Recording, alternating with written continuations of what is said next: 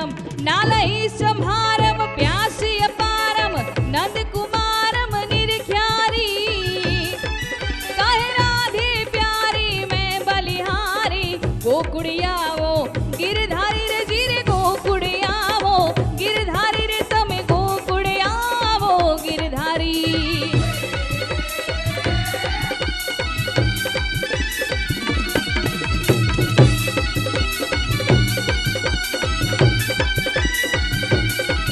जय हो जगन्नाथ जय हो जगन्नाथ जय हो जय हो जय हो जय जगन्नाथ।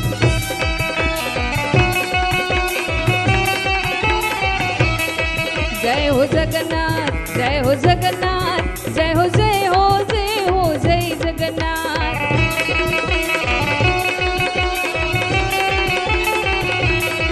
जय हो जय हो जय हो जय जगन्नाथ। जय हो जय हो जय हो जय जगन्नाथ। जय हो जय हो जय हो जय जगन्नाथ।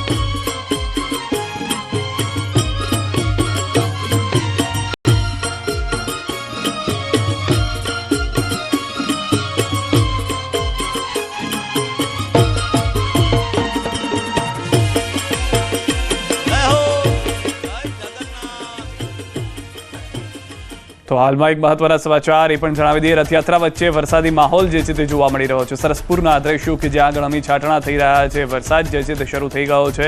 સરસપુરની અંદર ભક્તો માટે ભંડારો હોય છે અને ભક્તો ભંડારાની મજા પણ લઈ શકતા હોય છે।